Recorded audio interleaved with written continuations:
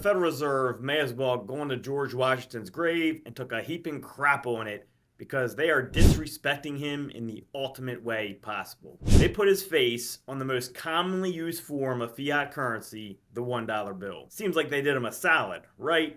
Wrong.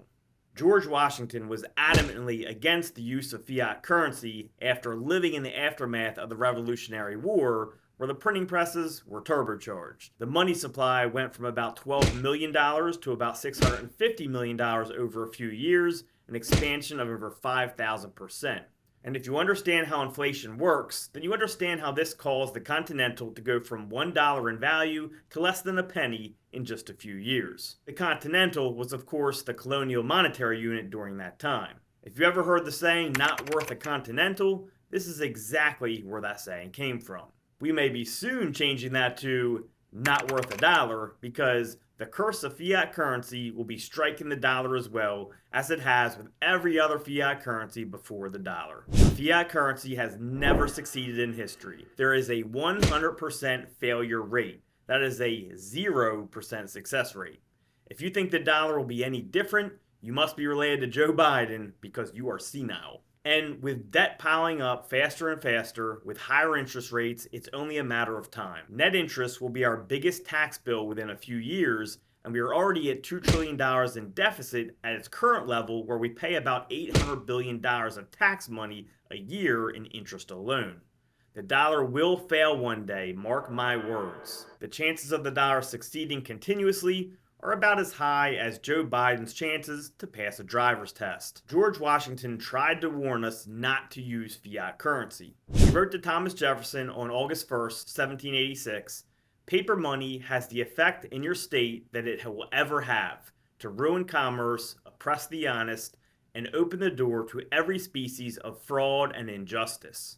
George Washington understood something. He understood that human beings are naturally too selfish and too greedy and lack the personal control for fiat currency to work. That's exactly why you need something like a gold standard or some type of commodity-backed money in place behind the currency.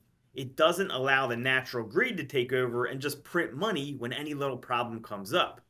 As we know, this leads to the devaluation of the currency and more inflation as more and more money printing is done. And George Washington understood this as well. In a letter to James Welch on April 7th of 1799, George Washington said, "To contract new debt is not the way to pay old ones."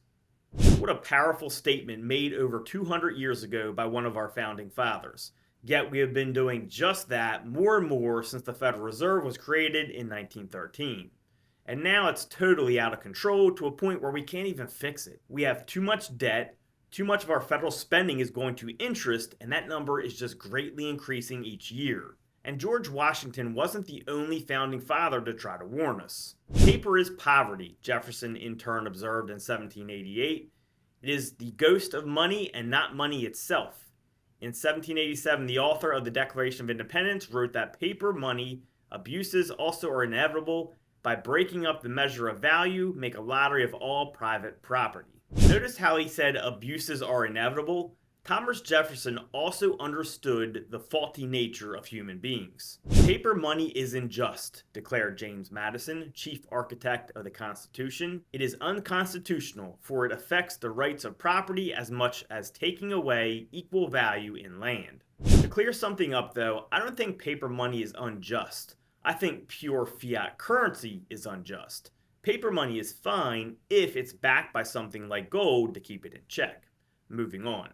Alexander Hamilton, America's first Treasury Secretary, warned, "To emit an unfunded paper as a sign of value ought not to continue a formal part of the Constitution, nor ever hereafter to be employed, being, in its nature, pregnant with abuses and liable to be made the engine of imposition and fraud, holding out temptations equally pernicious to the integrity of the government and to the morals of the people." So, old Pup-Up George wasn't the only one to warn us. Many of our founding fathers knew the deal.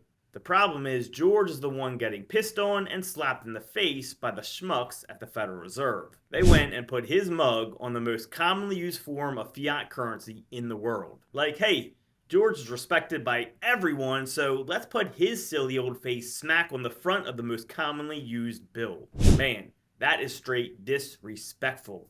George is going to be the most recognized face on one of the biggest failures that has ever happened. And he's the one that tried to warn against it. Can't really say I'm surprised. These people will use anything they can to churn more profits for themselves. And make sure you prepare yourself for what's coming, people. I know we are conditioned to just want to hear good news, but the real news is that there's some bad news coming. You can find out more on how Tim and I are positioning ourselves for the future in some of the links below.